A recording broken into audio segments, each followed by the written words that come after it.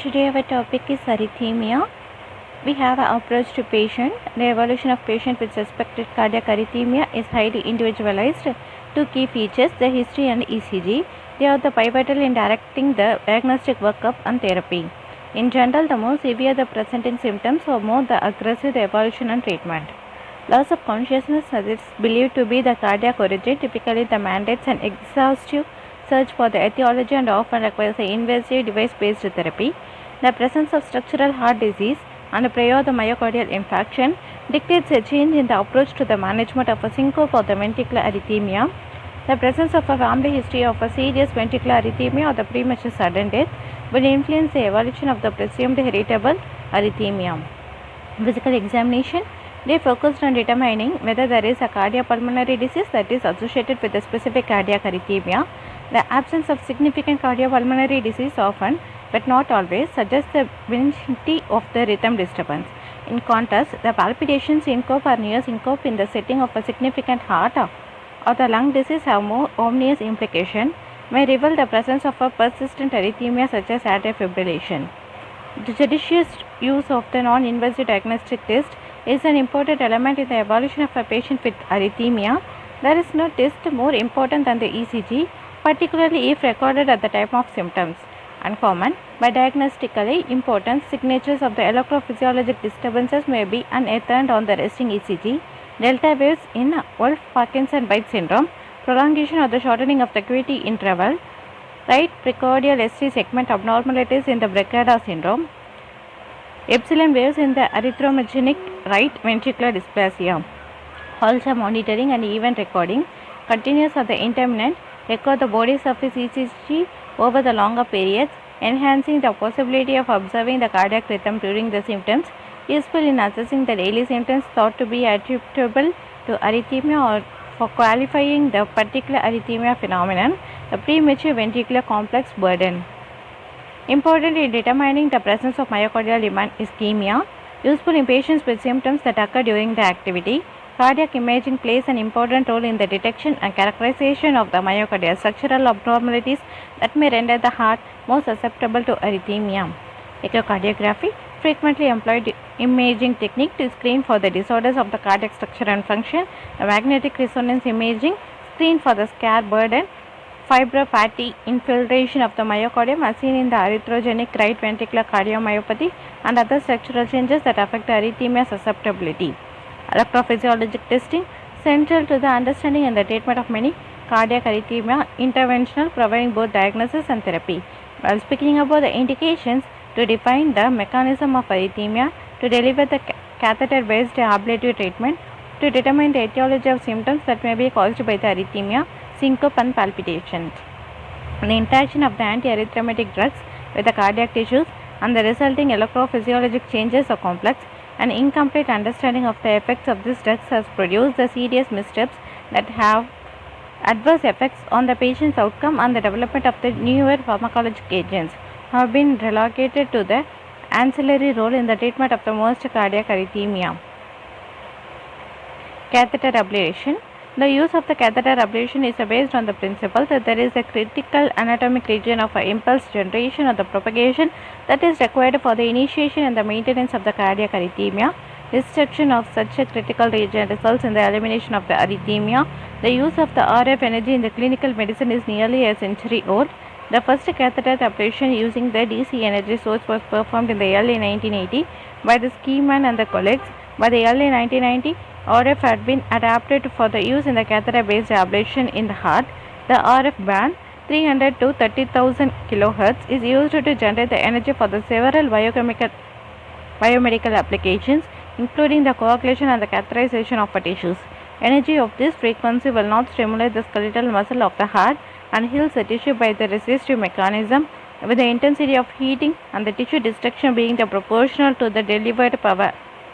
Alternative less frequently used energy sources for the catheter ablation of the cardiac arrhythmia, including the microwaves, which is laser, ultrasound and freezing. Of this alternative ablation techniques, the cryoablation is being used clinically with the most frequency, especially the ablation in the region of AVN. At the temperature just below the 32 degrees Celsius membrane, ion transport is disrupted, producing the depolarization of cells, decreased action potential, amplitude and the duration, and slowed conduction velocity, all of which are reversible if the tissue is rewound in the timely fashion. Tissue cooling can be used for the mapping and the ablation. Cryomapping can be used to confirm the location of the desired ablation target, such as the accessory pathway in the WPW syndrome, and can be used to determine the safety of ablation around the AVN by monitoring the AV conduction during the cooling. Another advantage of the cryoablation is that once the catheter tape cools below the freezing, it adheres the tissue, increasing the catheter stability independent of the rhythm or pacing. Device therapy. One is the pacemaker, that is bradyarrhythmia due either to the primary sinus node dysfunction or to the AV conduction defects. Internal cardioverter defibrillator reduce the mortality rate from the sudden cardiac death. In patients with the dysynchronous CHF, such the therapy has been shown to improve both the morbidity and the mortality rates. The use of a completely subcutaneous ICD may be the most appropriate in the patients at the risk for the arrhythmic sudden death without a need for pacing. Sinoatrial SA node disorders may manifest as an ECG anomaly, sinus bradycardia, sinus arrest and the exit block, or sick in the syndrome alternating the bradycardia and the tachycardia. Sinus pause. Temporary cessation of a sinus node activity may be synonymous with the sinus arrest, which appears to be the prolonged sinus pause. Definition of the prolonged is arbitrary. Difference from the sinus exit block, the sinus pause arrest is not the multiple of the normal PP interval. The arrows denote the supposed regular PP interval. Note the absence of the expected P waves at the position of the fourth and the fifth arrows consistent with the sinus pause. This pause is not the multiple of the normal PP interval. Sinoatrial block. The first and the third degree SA block cannot be diagnosed by the standard surface ECG.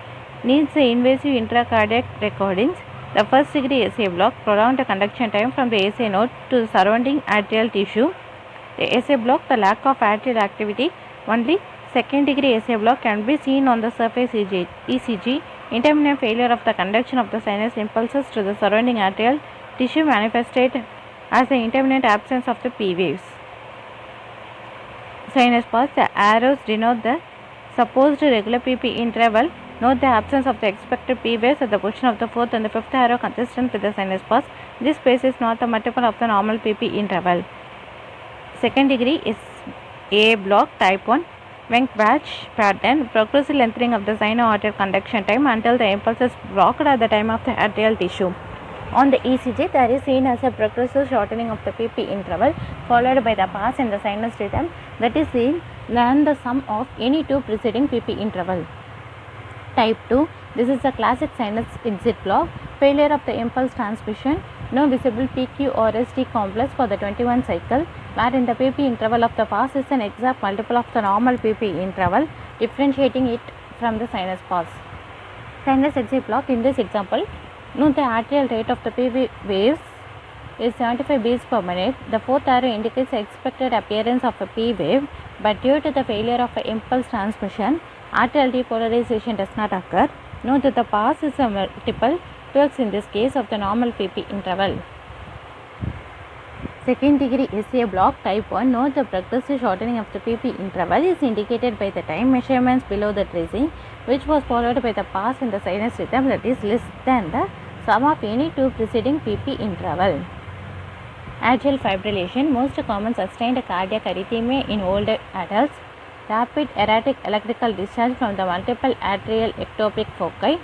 Atrial rate is greater than 350 bpm. Ventricular rate varies.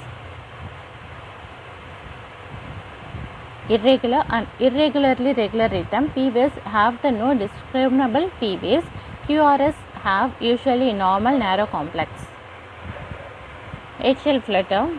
Macroincident atrial tachycardia. They have a description like organized re-entry creates organized but rapid atrial activity. The atrial rate is 250 to 350 bpm. Ventricular rate is nearly varies. Rhythm, they have a variable depending on the AV conduction, usually irregular but can be regular if it's some degree of AV block. P waves are the sawtooth appearance. QRS have the usually normal narrow complex. Focal atrial tachycardia description. The single focus distinct from the A node in the atria that is exhibiting the automaticity and discharging at the faster rate than the SA node, effectively overriding it. Fast pitch is greater than 100 bpm, rhythm is regular, waves discrete with a morphology different from that of the sinus P waves. PR interval variable, QRS normal. The multifocal atrial tachycardia description, they have the similar to the atrial tachycardia but with a multiple discharging foci, often seen in the patients with the pulmonary disease. Rate, which has the fast irregular atrial rate. Rhythm, they have the irregular P waves, 23 different forms and the morphologies. PR interval, they have a variable one and the QRS is a normal one. Atrioventricular nodal enterant tachycardia, most common paroxysmal sustained tachycardia in the healthy young adults, more common in the women. Re-entry circuit involves the fast and the slow pathways within the AV node. Regular tachycardia with the retrogradely conducted P waves visible at the end of the QRS. Complex or not visible at all, buried in the QRS. Pseudo S wave, inferior leads, 1-3 A, pseudo R wave in lead V1. Narrow QRS tachycardia with a short RP interval lesser than 70 milliseconds. Atrioventricular re-entry tachycardia. Paroxysmal sustained tachycardia similar to the AV-NRT but with its re-entry circuit involving the AV node and the accessory pathway connecting the atria and the ventricles, basically act as a shortcut that bypasses the AV node. Regular narrow QRS tachycardia with a short RP interval, but in contrast to the AV-NRT, PR interval is greater than 70 milliseconds during the sinus rhythm. When the patient is not having the episode of a tachycardia, the Wolff-Parkinson-White or a WPW pattern may be observed in the resting 12-lead ECG. Ventricular arrhythmia, white QRS tachycardia greater than 120 ms or 3 small squares, usually ventricular in origin. The ventricular tachycardia differentials for white QRS. More common supraventricular tachycardia with the aberrancy when faced with the white complex tachycardia and the morphology is in the question. It is able to treat as a ventricular tachycardia. The more common, the more life-threatening differential. 3 or more consecutive beats at a rate greater than 100 bpm. Classification of the VT according to the duration. Sustained versus non-sustained VT. Sustained, they have the ventricular tachycardia but lost greater than 30 seconds or requiring the immediate termination due to the hemodynamic instability. While speaking about the non-sustained one, they have the ventricular tachycardia that self-terminates within the 30 seconds. Presence of at least 3 successive PVC is already considered a run of VT. Ventricular tachycardia, first 3 QRS complexes appear normal and in the sinus rhythm, the 4 to 6 beats satisfy the bare minimum criteria for the non-sustained VT, a run of at least 3 successive PVC that terminates within 30 seconds. Monomorphic ventricular tachycardia. The ventricular focuses with automaticity produces a rapid sequence of the bizarre PVC like white QRS complexes. All bits within one lead have the same appearance. Waves not usually visible buried in the QRS complexes, even if the P waves can occasionally be seen in the more cases of PVT. There is no consistent relationship between the P waves and the QRS complexes AV dissociation. Beat-to-beat variation in the appearance, continually changing the QR morphology, toxicity points, specific type of the morphic VT that occurs in the context of the prolonged QT interval, presence with the oscillating pattern, mimicking a turning of the points, stitching pattern, waxing and the warning the QRS amplitude. Pulseless VT, no effective cardiac output, no pulse, no BP, defibrillate, treat as a ventricular fibrillation or VF. Pulseless VT, they have the no effective cardiac output, no pulse, no BP, defibrillate, treat as ventricular fibrillation or a VF. Unstable VT with the pulse but hypotensive electrical cardioversion, stable VT with the pulse and the normal BP, medical pharmacological cardioversion. Ventricular fibrillation, they have the continuous irregular activation with no discrete QRS complexes associated with the course of the fine cardiac undulation, no P waves, no effective cardiac output. Premature atrial complex, premature P waves earlier than the next expected sinus P wave. PACP wave has a different morphology compared to the sinus P wave. QRS is usually narrow unless with the associated bundle branch block. Premature beats occurring the QRS complex which is wide and bizarre looking, usually no preceding P wave but may occasionally have the retrograde P wave occurring after the PVC. T wave is opposite in the deflection compared to the bizarre QRS complex. Premature ventricular complex The ventricular paced rhythm pacing the stimulus is initiated by the lead in the RV, resulting in the ventricular depolarization. RV and the LV depolarization are not simultaneous. QRS complex is widened. Morphology similar to the LVB. Good capture. Each pacemaker spike blip is followed by the QRS complex pacing the stimulus successfully captures the ventricles. Poor capture. Some pacemaker spikes are not followed by the QRS complex can be explained by device problem, displaced or the fracture lead, pacemaker generator nearing the end of life, patient problems, example the myocardial ischemia or the infarction, electrolyte imbalance, uremia. The pacing the stimulus is initiated by a lead in the RA, resulting in the atrial depolarization that is then conducted down the AV node onto the ventricles. The pacemaker spike blip is followed by the P wave and the QRS complex, which is narrow. This is setting which cannot be used for the patients with AV blocks. The device assumes that the AV nodal conduction is normal and that assumes that starts in the atria will effectively reach the ventricles. Atrioventricular sequential paced rhythm pacing the stimuli that are delivered in both RA and RV with a delay programmed into the device to stimulate the normal physiologic delay at the AV node. The pacemaker spikes preceding both the P wave and the QRS complex. Pacemaker rhythm, they have the ventricular paced rhythm and the atrial paced rhythm. Bundle branch blocks, delayed conduction in the ventricles applied by the diseased bundle branch, resulting in the widened QRS complex and other characteristic morphologic features. Right bundle branch block, QRS duration is greater than 0.12 second for the complete BBB, less than 0.12 second for incomplete RBB. Slurred S wave in leads I and V6 or SR pattern in V1 or V2 burning ears. Acute pericarditis, widespread PR segment, depression and concave upward ST elevation that are consistent with the first stage of the acute pericarditis. Stages of the pericarditis, stage 1, widespread ST elevation and PR depression with the reciprocal changes in a VR. First 2 weeks. Stage 2, the normalization of the ST changes, generalized T wave flattening 1 to 3 weeks. Stage 3, flattened T wave become the inverted 3 to several weeks. Stage 4, ECG returns to the normal several weeks onward. Pericarditis versus myocardial infarction. Diffuse ST segment elevation which are concave upward, usually localized to the leads representing the ischemic LV segments. ST elevations are convex upward. Acute pericarditis, widespread PR segment depression and the concave upward ST elevation that are consistent with the first stage of the acute pericarditis. Brigada pattern type 1, the prominent covered ST segment elevation displaying the point amplitude of the ST segment. Elevation is greater than 2 mm followed by the negative T wave. Type 2, 22 mm point elevation, 21 mm ST segment elevation and the saddleback appearance followed by the positive or the biphasic T wave. Type 3, either the saddleback or curved appearance but with the ST segment elevation is lesser than 1 mm.